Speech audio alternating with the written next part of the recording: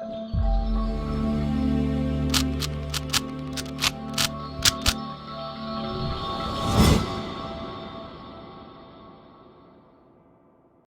guys, welcome to Viva Classes. I hope you like my videos. If you like my videos, please like, share and subscribe our channel. आज हम लोग quantitative aptitude का एक और बहुत important topic आपके पास लाए हैं जो सभी तरीके के एंट्रेंस एग्जाम में जनरली पूछा जाता है, दैट इज प्रोबेबिलिटी।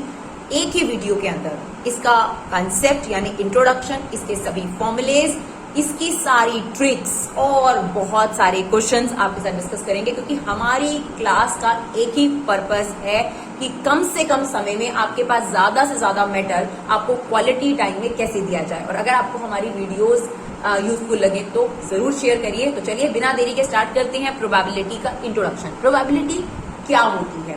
देखिए 8th 9th क्लास से ही प्रोबेबिलिटी जो है आपके पास स्टार्ट हो जाती है। इसका मतलब पता होना सबसे ज्यादा जरूरी है। देखिए किसी भी चीज के जब चांसेस होते हैं, चांसेस सक्सेस के भी हो सकते हैं, फेलियर के भी हो सकते हैं, यानी उस इवेंट के होने के चांसेस हो भी सकते हैं और नहीं भी हो सकते। ऐसी हर जगह पे प्रोबेबिलिटी लगती है। यानी आप दूसरे शब्दों में कह सकते हैं जहां पर अनसर्टेनिटी होती है, जहां पर श्योरिटी नहीं होती, वहां पर आपके पास क्या लगता है? प्रोबेबिलिटी।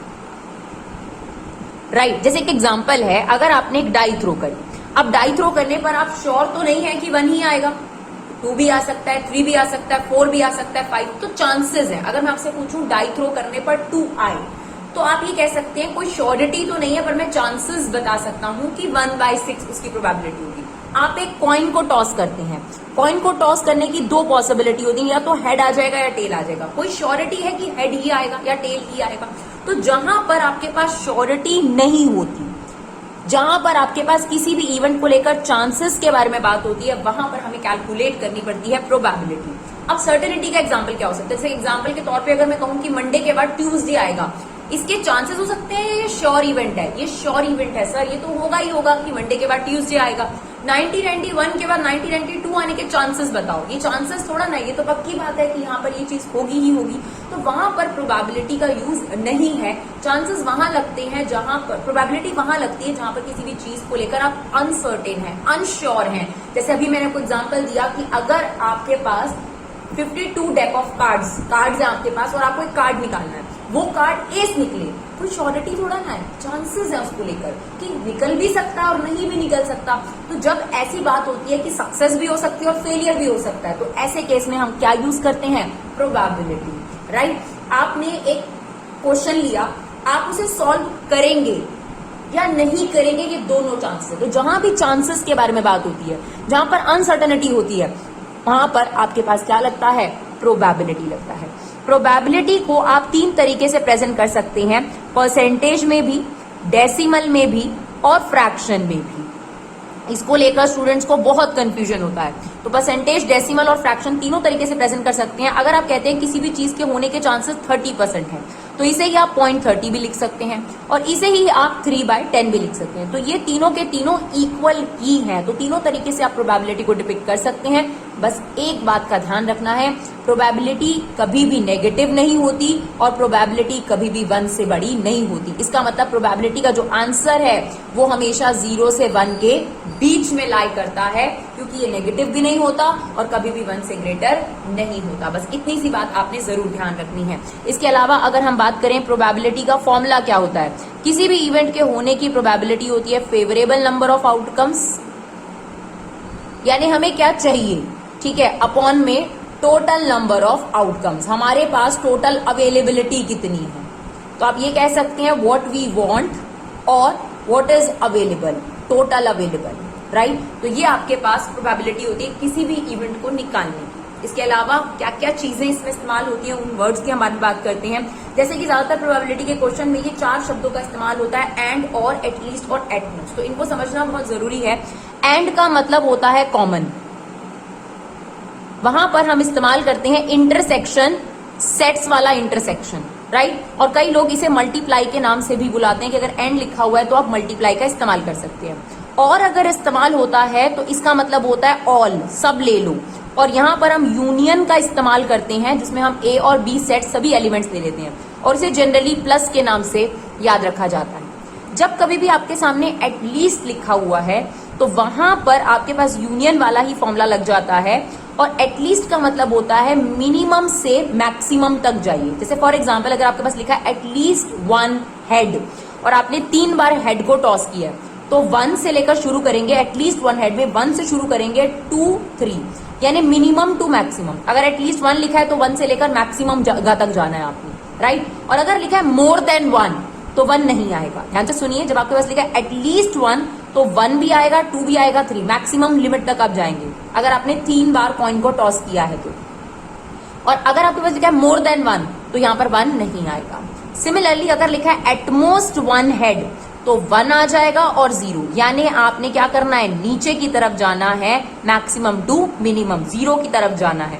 और अगर यही लिखा हो लेस देन 1 तो फिर यहाँ पे 1 नहीं आएगा। ध्यान से समझिए, अगर एटलीस्ट लिखा है तो उस नंबर को भी लिया जाता है। अगर लिखा है एटलीस्ट 2 हेड तो 2 और 3 दोनों लेंगे हम लोग, लेकिन अगर लिखा है मोर देन 2 तो 2 नहीं आएगा, क्योंकि मोर देन में लिखा ही हुआ है कि 2 से बड़ा लेना है। एटमोस्ट 2 तो इसका मतलब होगा 2 1 0, इन तीनों को लेना है। लेकिन अगर लिखा है लेस देन 2 तो 2 को नहीं लेना, 1 और 0 को लेना है।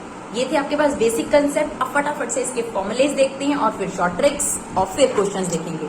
चलिए, आपके पास अभी हमने सबसे इंपॉर्टेंट बात बताई आपको कि प्रोबेबिलिटी का आंसर हमेशा 0 से 1 के बीच में होता है। 0 भी हो सकता है, 1 भी हो सकता है। 0 कब होता है और 1 कब होता है ये समझते हैं।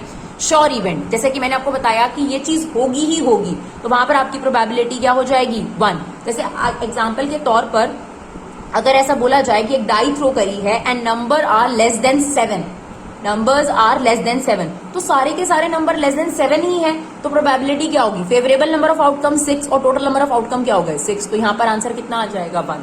तो जब आपके पास श्योर इवेंट होता है तो वहां प्रोबेबिलिटी कितनी होती है 1। और अगर कोई इम्पॉसिबल इवेंट है, जैसे अभी मैंने आपको बोला हमने एक डाई थ्रो करी, नंबर 7 से कम आएगा, तो सारे नंबर 6 से कम थे। अगर मैं बोलूं कि मैंने डाई थ्रो करी and what is the probability number greater than 7, तो फेवरेबल नंबर ऑफ आउटकम क्या होगा 0 और अपॉन में क्या आएगा 6, क्योंकि ऐसा हो ही नहीं सकता कि डाई थ्रो करने पर नंबर 7 से बड़ा आ जाए। तो यहाँ पर इम्पॉसिबल इवेंट और प्रोबेबिलिटी क्या हो जाती है 1। तो श्योर इवेंट की प्रोबेबिलिटी 1 होती है, इम्पॉसिबल इवेंट की प्रोबेबिलिटी 0 होती है, और बाकी जो प्रोबेबिलिटीज होती है वो इन बिटवीन जो है आपके मूव करती है। इसके अलावा सबसे इंपॉर्टेंट सैंपल स्पेस। जनरली कुछ क्वेश्चन करने के लिए हमें सैंपल स्पेस निकालना होता है। सैंपल स्पेस होता है किसी भी इवेंट के टोटल नंबर ऑफ आउटकम्स। जैसे आपने एक डाई थ्रो करी, तो डाई थ्रो करने का सैंपल स्पेस क्या हो जाएगा हमारे पास 1 2 3 4 5 6, इसको हम एस से शो करते हैं।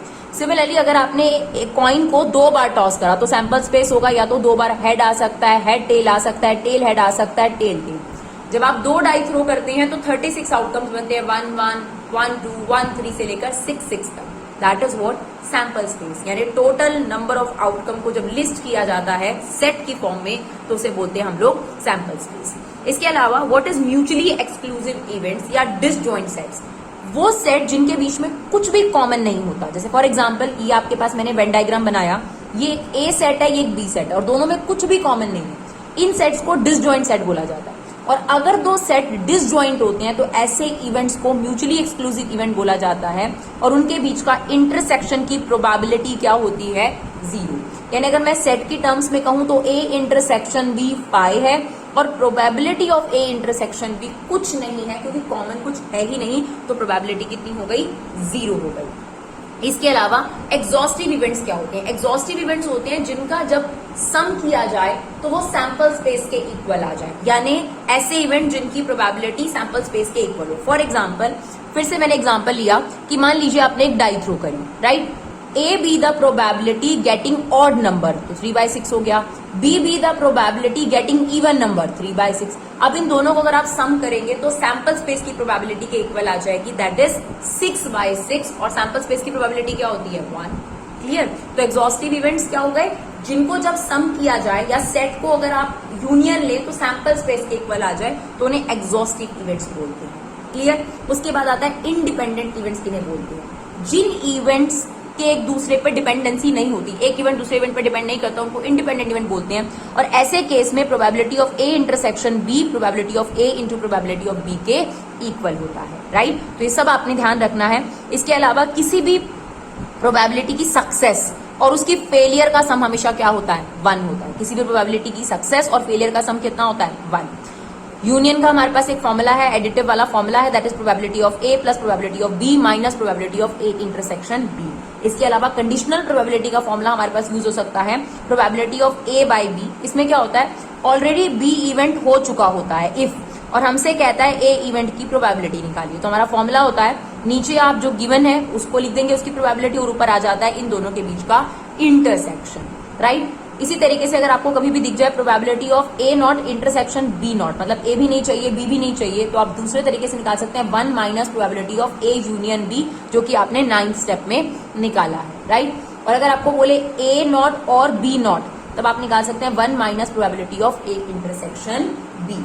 तो ये हैं आपके पास सारे फॉर्मुलेज जो आपके एग्जाम में पूछे जा सकते हैं। अब हम आपके साथ डिस्कस करेंगे ट्रिक्स, क्योंकि आपके एग्जाम में कम से कम समय में आपको क्वेश्चंस को करना है। तो फटाफट से हम देखते हैं कौन सी टाइप्स हैं और उनसे रिलेटेड ट्रिक क्या है। तो सबसे पहले टाइप 1 कॉइन से रिलेटेड क्वेश्चन आते हैं, और कॉइन से रिलेटेड क्वेश्चंस कैसे कम समय में आप सॉल्व करें, इसी के बारे में हम आपके साथ डिस्कस करेंगे। देखिए, अगर आप एक कॉइन को एक बार टॉस करते हैं तो 2 ही आउटकम होते हैं, हेड या टेल, तो इसमें तो कोई दिक्कत आने से रही आपको। अगर आप एक कॉइन को 2 बार टॉस करते हैं तो कितने आउटकम्स होते हैं, तो कभी भी अगर आपको नंबर ऑफ आउटकम्स निकालने हैं, 3 कॉइन्स के नंबर ऑफ आउटकम्स निकालने हैं, 4 कॉइन्स के नंबर ऑफ आउटकम्स निकालने हैं, ज्यादा से ज्यादा आपके पास यही आ सकता है। तो सबसे पहले तो अगर आपको ये पता करना है कि टोटल नंबर ऑफ आउटकम्स कितने आएंगे, तो सिंपल सा फॉर्मूला है फेस अपॉन में पावर। अब किसी भी कॉइन के कितने फेस होते हैं, 2, और जितनी बार आप टॉस करोगे उतनी पावर लगा दीजिए, राइट। अब अगर आपने 2 बार कॉइन को टॉस करा तो 2 की पावर 2, यानी कितने टोटल आउटकम्स आएंगे, 4। अगर आपने 3 बार कॉइन को टॉस करा तो 2 की पावर 3, कितने टोटल आउटकम्स आएंगे, 8। अगर आपने कॉइन को 4 बार टॉस करा तो कितने आउटकम्स आ जाएंगे, 16। Is it okay? 2 coin 4 total outcomes, 3 coin 8 total, और 4 कॉइन 16। ये तो बहुत शॉर्ट हुआ ही हुआ। इसके अलावा आपके पास जो क्वेश्चन में पूछा जाता है एग्जैक्टली 1 हेड, एटमोस्ट 2 हेड, इसकी सबसे मस्त शॉर्ट ट्रिक है, ध्यान से देखिएगा जल्दी से, ठीक है जी। अब देखिए, आपको सिर्फ 11 के स्क्वायर याद करने हैं, ठीक है ना। 11 की पावर 1 तो खैर 11 होती है, ये 1 कॉइन के लिए हो गया, ठीक है। 2 कॉइन के लिए 11 का स्क्वायर कितना होगा, 1 2 1। 3 कॉइन के लिए 11 का क्यूब कितना हुआ, 1 3 3 1। 11 की पावर 4 4 कॉइन के लिए, एंड सो ऑन, यह जाता है 1 4 6 4 1। अब देखिए क्वेश्चन आपके पास क्या होगा और आप कैसे कम समय में उसको सॉल्व करेंगे। अब 2 कॉइन के सामने लिख दीजिए 1 2 1, 3 कॉइन के सामने लिख दीजिए 1 3 3 1, और 4 कॉइन के सामने लिख दीजिए 1 4 6 4 1, ठीक है जी।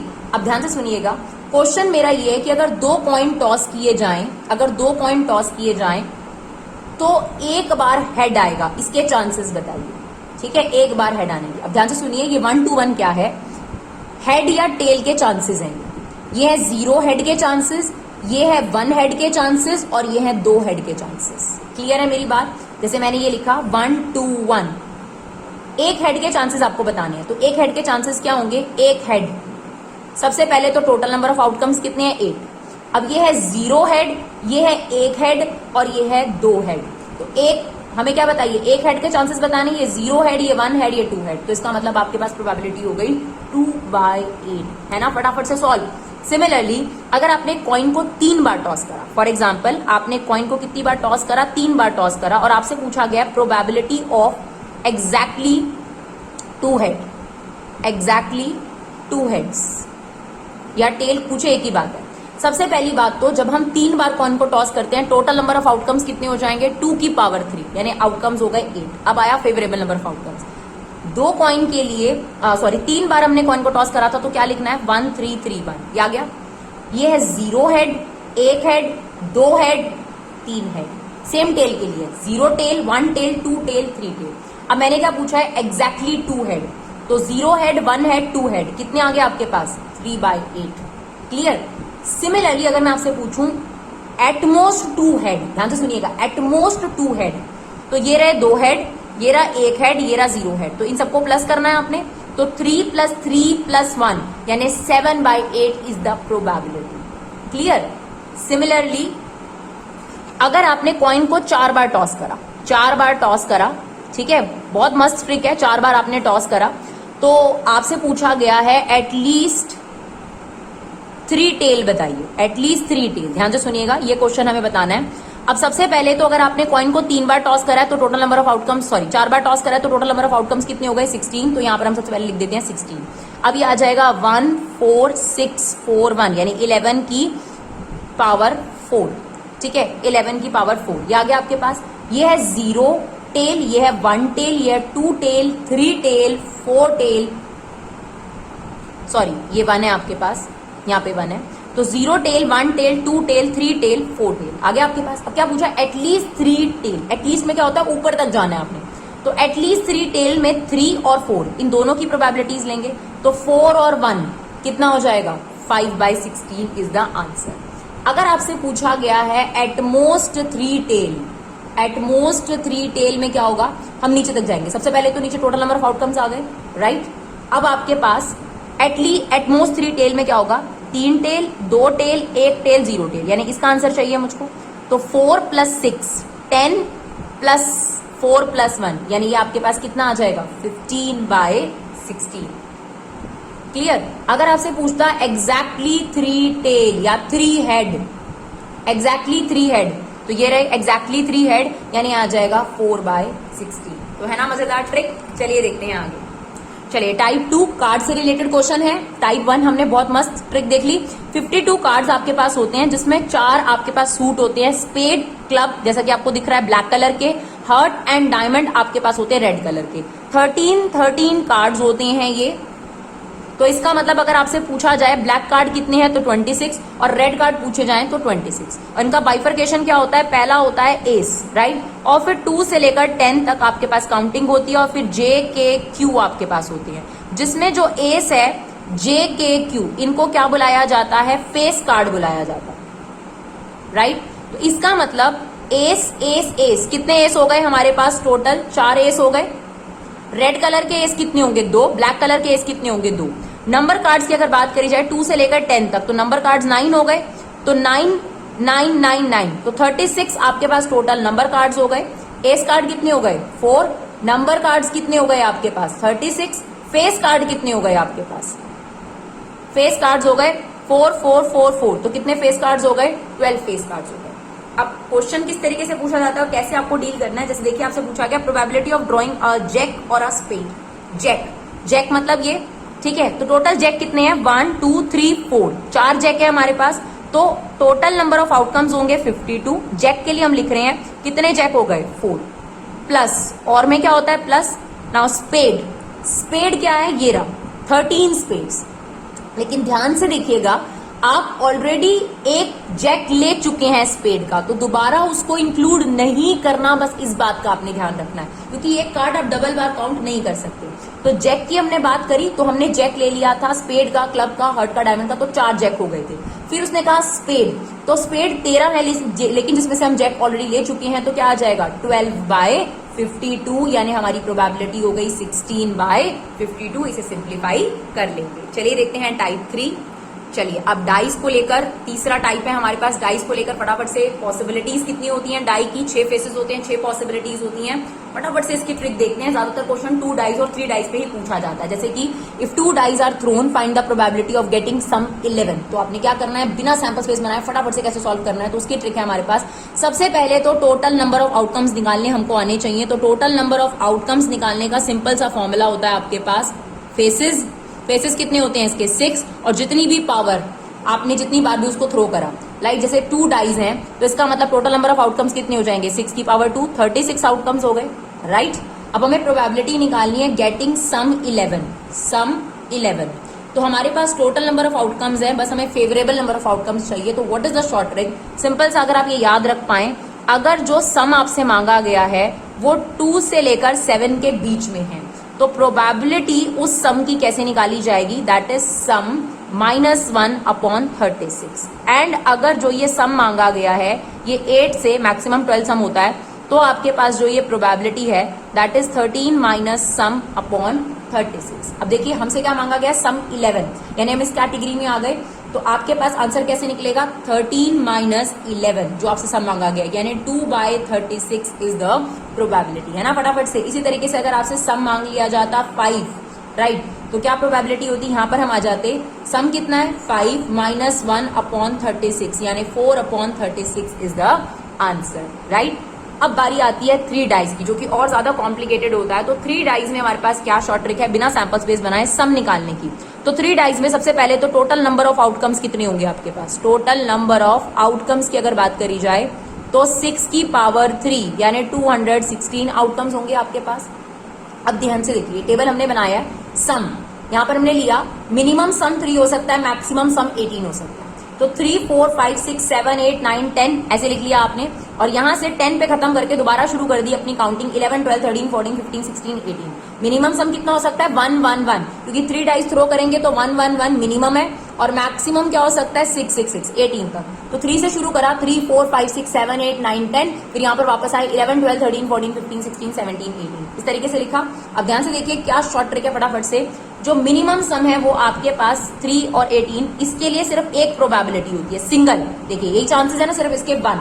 अब आपने क्या करना है, इसमें 2 ऐड करना है, 2 ऐड करेंगे तो कितना हो जाएगा 3, फिर इसमें ऐड कर दीजिए 3 तो ये हो गया 6, इसमें ऐड कर दीजिए 4 ये हो गया 10, इसमें ऐड कर दीजिए 5 ये हो गया 15, इसमें ऐड कर दीजिए 6 ये हो गया 20। यहां तक तो आप इस ट्रिक से काम कर सकते हैं। बस ये 2 आपको याद करने हैं, 25 और 27, ये आपको 2 लर्न करने हैं बस। अगर आपसे कहा जाता कि आपने 3 डाइस थ्रो करी हैं और सम आपको चाहिए 13, तो देखिए बहुत सिंपल सी प्रोबेबिलिटी ये रही 21, और टोटल नंबर ऑफ आउटकम्स कितने हैं आपके पास 216, है ना मजेदार ट्रिक। चलिए और देखते हैं आगे। चलिए type 2 leap year non leap year से रिलेटेड भी क्वेश्चन आपके पास आता है। आपको पूछेगा 53 Sundays in leap year. Leap year में कितने डेज होते हैं आपके पास 366 डेज होते हैं, और नॉन लीप ईयर की अगर बात करी जाए तो 365 डेज होते हैं। तो जब हम इसमें 53 मंडेज या 53 ट्यूसडे की बात करते हैं तो इसमें 1 डे रिमेनिंग रहता है हमेशा, और इसमें 2 डेज रिमेनिंग रहते हैं। तो कभी भी आपके पास लीप ईयर में 53 संडेज या मंडे या ट्यूसडे पूछ ले तो आपने आंख बंद करके आंसर लिख देना है 2/7, राइट। और सिमिलरली अगर आपसे पूछ ले नॉन लीप ईयर में 23 मंडेज आए या संडेज आए तो उसकी प्रोबेबिलिटी होगी 1/7। लेकिन अगर कुछ और ट्विस्ट है तो जरूर क्वेश्चन को ध्यान से देखिए। सिंपल क्वेश्चन है जो कि आपने जनरली भी 10th 11th में देखा होगा, तो आपके पास डायरेक्ट ये ट्रिक लग जाती है, आपको कुछ भी सॉल्व करने की जरूरत नहीं है। टाइप 5 जो हमारे पास क्वेश्चन में इस्तेमाल होती है, बॉल्स भी ड्रॉ करी, मार्बल ड्रॉ करा विदाउट रिप्लेसमेंट है, तो ऐसे केस में हम कॉम्बिनेशन के फॉर्मूले का इस्तेमाल करते हैं। और ये ना हमारे पास कॉम्बिनेशन का formula NCR, that is factorial n upon factorial r factorial n minus r। अब इसे कैसे कैलकुलेट करना है, कुछ चीजें हम आपको बता देते हैं, जैसे कि 5C 0 है, 7C 0 है, 8C 0 है, इनका आंसर आपके पास 1 होता है, यानी सिंपल लैंग्वेज में NC 0 1 होता है। सिमिलरली NCN भी आपके पास 1 होता है, यानी 5C 5, 7C 7 और 8C 8, ये भी क्या होगा आपके पास 1 हो जाएगा। तो कुछ ये चीजें आपने याद कर ली। इसके अलावा देखिए अगर आपके पास 7C 3 आपको कैलकुलेट करना है तो ये 7C 4 के इक्वल है। ये हमने कैसे निकाला, 7 में से 3 माइनस करिए, तो अगर आपने ये कैलकुलेट करा है तो ये इसके इक्वल होगा। सिमिलरली अगर आपने 8C 5 निकाला है तो वो 8C 3 के इक्वल होगा, सेम, क्लियर। अब आपने अगर मान लीजिए 8C 6 निकालना है तो कैसे निकालेंगे, ध्यान से सुनिएगा। 8C 6 है ना, तो इतने स्टेप खोलना होता है। पहली बात तो ये स्टेप कम करने के लिए हमें पता है 8C 6 8C 2 के इक्वल है। तो अब ध्यान से सुनिएगा, यहाँ पर कितने स्टेप हैं 2, तो आपने 8 को भी 2 स्टेप ओपन करना है, वो भी उल्टा 8 × 7, और यहाँ पर आपने 2 × 1, आप इसे सिंप्लीफाई कर लेंगे, आपके पास आंसर आ जाएगा। सिमिलरली अब 7C 3 हमें ओपन करना है, तो 7C 3 ठीक है, 7C 4 में ज्यादा स्टेप है, इसकी वैल्यू सेम होगी। तो 7C 3 कैसे ओपन करेंगे, 3 स्टेप, 7 6 5 और 3 से उल्टे स्टेप 3 2 1, राइट, और आपके पास इसका आंसर आ जाएगा। अब चलिए फटाफट से कुछ अच्छे से क्वेश्चंस देखते हैं। इसके ट्रिक हमने आपके साथ डिस्कस करी, इंट्रोडक्शन हमने आपके साथ डिस्कस करी। चलिए सबसे पहला क्वेश्चन ही कॉइन ट्रिक पर आ गया आपके पास। 3 coins are tossed together, find the probability of getting exactly 1 head, at most 1 head, at least 1 head. सबसे पहले आपको पता है 3 कॉइन अगर हम टॉस करेंगे तो 2 इसका फेस होता है, 3 तो हमारे पास कितने आउटकम्स आ गए आपके पास 8, तो हमने यहाँ पे लिख दिया 8 आउटकम्स। फिर 11 की पावर 3 कर देंगे तो कितना आ जाएगा हमारे पास 1 3 3 1, राइट, ये आ गया हमारे पास। अब हमें पता है 0 हेड, ये 1 हेड, ये 2 हेड, ये 3 हेड। फटाफट से आंसर निकालिए। देखिए टोटल नंबर ऑफ आउटकम्स हमने पहले लिख दिए, एग्जैक्टली 1 हेड, तो ये रहा आपके पास हेड, एग्जैक्टली 1 हेड के चांसेस कितने हैं 3, तो ये रहा आपके पास फर्स्ट पार्ट का answer, right. Now second part, at most one head, at most का मतलब क्या होता है, 1 से लेकर 0 तक जाइए, तो एटमोस्ट वन हेड के ये चांसेस हैं, 0 हेड के, 1 हेड के ये और 0 हेड के ये, तो टोटल मिलाकर हमारे पास चांसेस कितना हो गया, 4/8, है ना, मजेदार trick.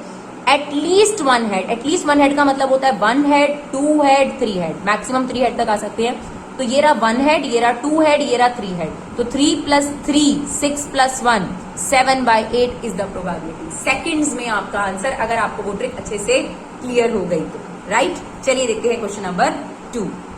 An urn contains 9 red, 7 white and 4 black ball. Okay, if 2 balls are drawn at random, जब बॉल वाला क्वेश्चन आते हैं, विड्रॉ वाले क्वेश्चन आते हैं कि हम निकाल रहे हैं, तो जनरली हम कॉम्बिनेशन का इस्तेमाल करके उसको सॉल्व करते हैं। Find the probability both are red ball. तो आपने 2 बॉल निकाली और दोनों की दोनों रेड है, तो आप ऐसे लिखेंगे 9 में से आपने 2 रेड बॉल निकाली, व्हाइट आपने कुछ भी नहीं निकाली और ना ही आपने ब्लैक में से कुछ निकाला। ओवरऑल आपके पास कितनी बॉल थी, 9 + 7 16 + 4 20 बॉल्स थी, यानी 20 में से आपने कितनी बॉल निकाली, 2 बॉल निकाली। अब हमने आपको बताया था इनकी वैल्यू 1 होती है और इसको कैसे ओपन करना है, 9 को 2 स्टेप तक, यानी 9 × 8 और नीचे 2 × 1, और ये तो खैर 1 × 1 है।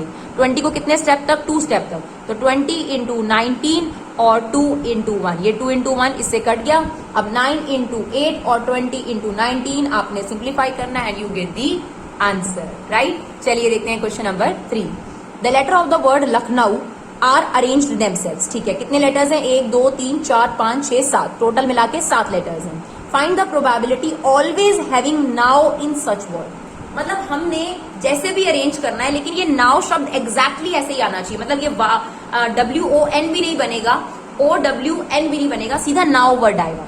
तो अब देखिए टोटल शब्द कितने आपके 7 में से 3 के ब्लॉक को आपने 1 बना दिया, नाउ को आपने 1 बना दिया, तो 3 एक तरफ 4 एक तरफ, यानी आपने अरेंज एक्चुअली में कितने करने हैं, 4 LUCK, ये 4 शब्द और नाउ ये 1 है, तो कितने अल्फाबेट आपने अरेंज करने हैं, 5। तो आपके पास फेवरेबल हो गया 5 फैक्टोरियल, राइट।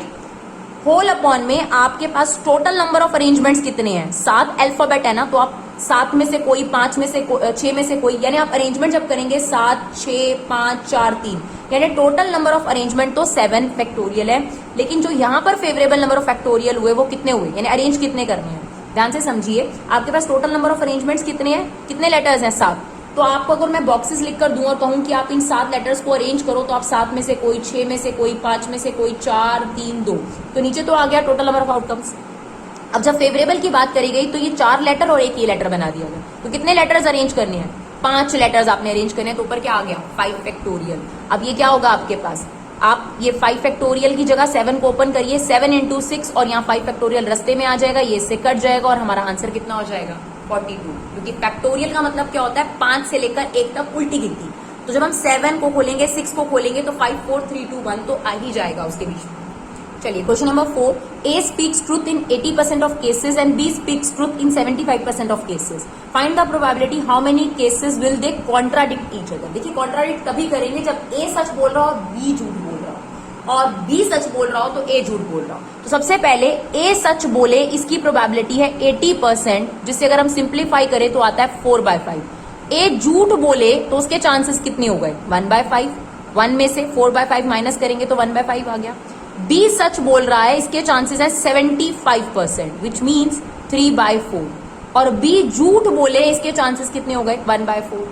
ठीक है, कॉन्ट्राडिक्ट कब करेंगे, अगर A सच बोल रहा हो लेकिन B झूठ बोल रहा हो तभी कॉन्ट्राडिक्ट होगा, या फिर जब या फिर आता है तो प्लस आ जाता है आपके पास, B सच बोल रहा हो लेकिन A झूठ बोल रहा हो तभी कॉन्ट्राडिक्शन होगा ना। अगर दोनों ही सच बोल रहे हैं या दोनों ही एक बात को झूठ बोल रहे हैं तो कॉन्ट्राडिक्शन नहीं होगा। तो A सच बोल रहा है, B झूठ बोल रहा है, या B सच बोल रहा है, A झूठ बोल रहा है, तो प्रोबेबिलिटी ऑफ A कितनी हो गई 4/5, B नॉट कितनी हो गई 1/4, B की प्रोबेबिलिटी 3/4 और ये कितनी हो गई 1/5। एलसीएम कितना आ गया हमारे पास 20, ये आ गया 4 + 3, यानी हमारा आंसर कितना आ गया 7/20। चलिए देखते हैं next question, question number 5। A man hold 20 out of 500 tickets of lottery. ठीक है, उसके पास 20 टिकट्स हैं 500 में से। If the reward for the winning ticket is 100 rupees, अगर वो जीत जाता है तो 100 रुपए का रिवॉर्ड है। Find the expectation of the man. इसमें आप ध्यान रखिएगा कभी भी आपने एक्सपेक्टेशन निकालनी है तो फॉर्मुला होगा उसकी प्रोबेबिलिटी ऑफ विनिंग को रिवॉर्ड प्राइस से इंटू कर दीजिए, आपके पास डायरेक्ट आंसर आ जाएगा। तो उसके विनिंग के चांसेस कितने हैं? बहुत नॉर्मल सी बात है कि उसके विनिंग के चांसेस हैं अगर उसके पास 20 में से कोई भी टिकट आती है आउट ऑफ 500, तो ये उसके विनिंग के चांसेस हो गए। और रिवॉर्ड कितना है? 100 रुपीज। तो यहां पर हम लिख देंगे 20/500 इंटू रिवॉर्ड। तो आपके पास इसका क्या निकल कर आ जाएगा? एक्सपेक्टेशन यानी मीन होता है, यानी उसके 4 एवरेज चांसेस हैं जीतने के, राइट। चलिए देखते हैं question number 6। The probability that A will solve the problem is 1/5। What is the probability he solve at least 1 problem out of the 10 problem? देखिए, जब एटलीस्ट शब्द आता है तो आपके पास आपको आगे तक जाना पड़ता है। अगर इसने बोला एटलीस्ट एक प्रॉब्लम सॉल्व करिए 10 में से, तो इसका मतलब ये हुआ एक प्रॉब्लम भी सॉल्व कर सकता है, 2 भी कर सकता है, 3 भी कर सकता है, 4 भी, 10 तक जा सकते हैं, क्योंकि यहाँ पर एटलीस्ट 1 बोला है। तो एक प्रॉब्लम भी सॉल्व कर सकता है, 10 प्रॉब्लम है ना टोटल, तो इसमें क्या कम से कम एक प्रॉब्लम उसे सॉल्व करी। तो आपको इसकी प्रोबेबिलिटी निकालनी पड़ेगी, प्लस इसकी प्रोबेबिलिटी, प्लस इसकी प्रोबेबिलिटी, प्लस, क्योंकि या तो वो एक प्रॉब्लम सॉल्व करेगा, या 2 करेगा, या 3 करेगा, या 4 करेगा, या 5 करेगा, या हो सकता है 10 की 10 कर दे। या तो आप ये कर सकते हो, या आपके पास एक छोटा तरीका है, उसने एक भी क्वेश्चन सॉल्व नहीं करा, इसकी प्रोबेबिलिटी निकाल लो। और अगर हमें पता है टोटल प्रोबेबिलिटी कितनी होती है इन सभी की 1, तो 1 में से अगर उसके सॉल्व ना करने की प्रोबेबिलिटी माइनस कर दी जाए तो उसके पास सॉल्व करने की प्रोबेबिलिटी आ जाएगी। तो वो क्वेश्चन सॉल्व करेगा, इसकी प्रोबेबिलिटी है 1/5। वो क्वेश्चन, इसको हम पी भी कहते हैं, वो क्वेश्चन नहीं सॉल्व कर पाएगा, इसकी प्रोबेबिलिटी कितनी हो गई? 4/5। कैसे निकाली? 1 में से 1/5 को माइनस कर। अब ऐसा क्या निकालना है आपको? 10 क्वेश्चन दिए गए, वो 10 के 10 क्वेश्चन सॉल्व नहीं कर पाया, राइट। तो 4/5 एक बार नहीं सॉल्व कर पाया, एक और बार सॉल्व नहीं कर पाया, एक और बार सॉल्व नहीं कर पाया, ऐसा कितनी बार नहीं सॉल्व कर पाया? 10 बार। तो यहां पर आ गया 4/5 की पावर 10। ये आ गया कि उसने एक भी प्रॉब्लम सॉल्व नहीं करी, not solved even a single problem. एक भी प्रॉब्लम सॉल्व नहीं करी, उसकी प्रोबेबिलिटी ये हो गई। ठीक है जी, आपके पास प्रॉब्लम सॉल्व करने की प्रोबेबिलिटी 1/5, नहीं सॉल्व करने की प्रोबेबिलिटी 4/5। और एक बार नहीं 10 बार उसको क्वेश्चन दिया गया, तो पहली बार नहीं सॉल्व करी, एक और बार दिया गया इनटू 4/5, एक और बार दिया गया, 10 बार आपके पास क्वेश्चन नहीं सॉल्व हुआ, तो 4/5 की पावर कितनी हो गई? 10। हमें तो ये निकालना है कम से कम एक सॉल्व कर लिया, एटलीस्ट 1 सॉल्व। तो ये चांसेस आपको निकालने थे। तो अगर आप टोटल प्रोबेबिलिटी जो कि 1 होती है उसमें से क्वेश्चन ना सॉल्व करने की प्रोबेबिलिटी माइनस कर देंगे, तो आपके पास उसके एटलीस्ट 1 क्वेश्चन सॉल्व करने की प्रोबेबिलिटी आ जाएगी, राइट। चलिए देखते हैं next question, question number 7। A fair dice is tossed 2 time. कितनी बार आपने एक डाई को थ्रो करा? 2 time. The probability that second toss result in a value what is higher than the first toss is. तो इसमें हमें क्या चाहिए? सेकंड वैल्यू जो होनी चाहिए 2 टॉस में, वो हायर होनी चाहिए। सेकंड वैल्यू मतलब डाई में जैसे आप लिखते हैं 1 2, तो ये वाली वैल्यू हायर होनी चाहिए फर्स्ट वैल्यू से, यही कह रहा है वो, value is higher than first value. तो आप देखिए सबसे पहले तो टोटल नंबर ऑफ आउटकम्स कितने होंगे? 36, ये लिख दिया। अब हमें फेवरेबल नंबर ऑफ आउटकम्स चाहिए, सैंपल स्पेस मत बनाइए, दिमाग में अप्लाई करिए। देखिए 1 1 पहली लाइन क्या होती है? 1 1, उसमें इक्वल है वो नहीं लेंगे। 1 2 ये आपके पास आ गया, 1 2 आ गया, 1 3 आ गया, ये 1 6 तक पूरा आ जाएगा। तो ये कितने आउटकम्स हमने लिए? यहाँ पर 5 आउटकम्स ले लिए, सिर्फ एक 1 1 नहीं लिया।